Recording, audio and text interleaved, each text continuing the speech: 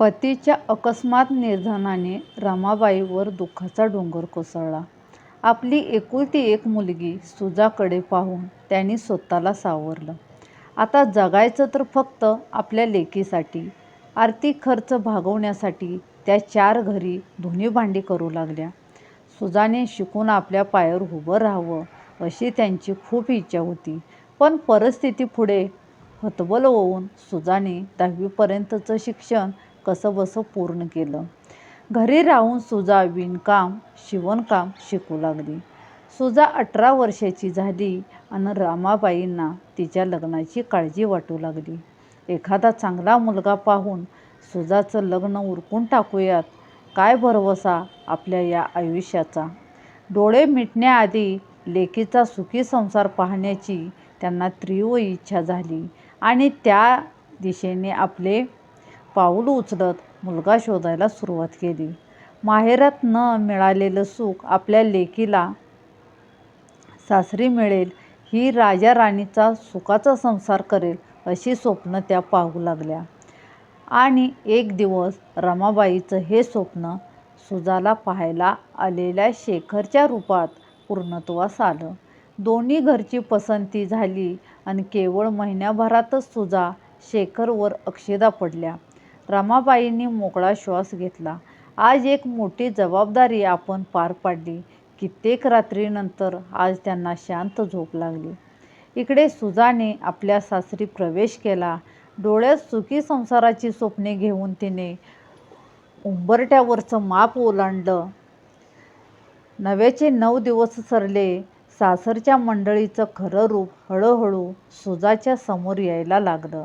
आपली फसवणूक झाली हे तिच्या लक्षात आलं. ज्याच्यासोबत आपण संसाराची स्वप्ने पाहिली त्यानेच आपला घात केला.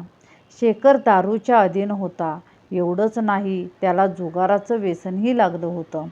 सुजाच्या पायाखालची जमीनच सरकली. काय करावं काहीच सुचेना. रमाबाईंना सांगावं तर त्यांना धक्काच बसला असता. सुजाने निमूटपणे सगळं सहन करायचं ठरवलं. दुसरं तर ती करणार तरी काय होती.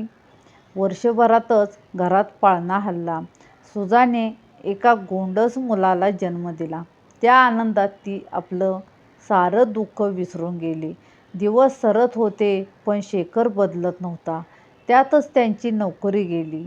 दारूचं प्रमाण वाढलं आणि सगळा राग सुजावर निघू लागला. मारहाण तर रोजच होऊ लागली. इकडे तिच्या सासूबाईंनी घराण्याचा वारस म्हणत त्या इवल्याशा बाळावर हक्क गाजवायला सुरुवात केली. सुजाला कामाला जुंपण्यात आलं आणि सासूबाईंनी बाळाला आपल्या ताब्यात घेतलं. बाळाला भूक लागली की सुजाकडे द्यायचं, बाकी पूर्ण वेळ बाळ सासूबाईंकडे असायचं.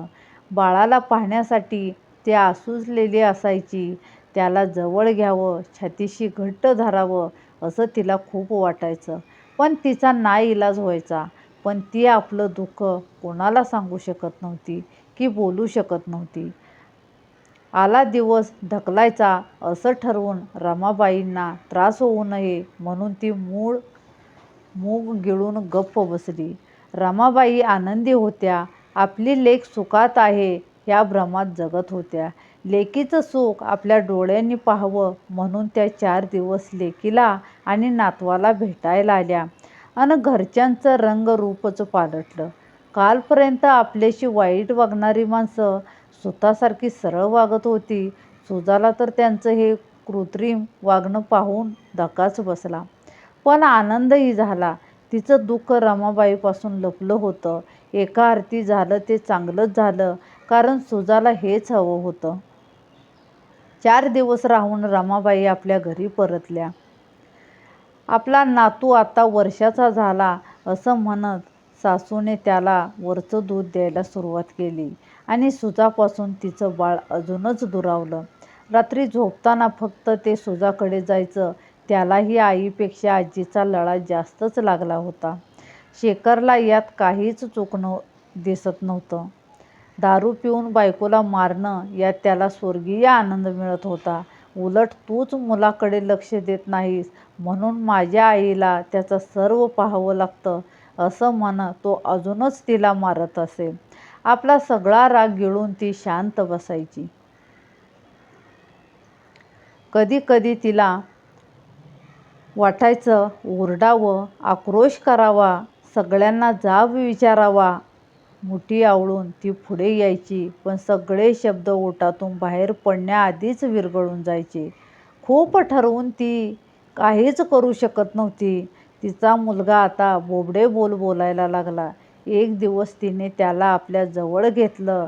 त्याच्यावर आपल्या मायेचा वर्षाव करू लागली, पण मुलगा स्वतःला तिच्या हातातून सोडवून घेऊ लागला.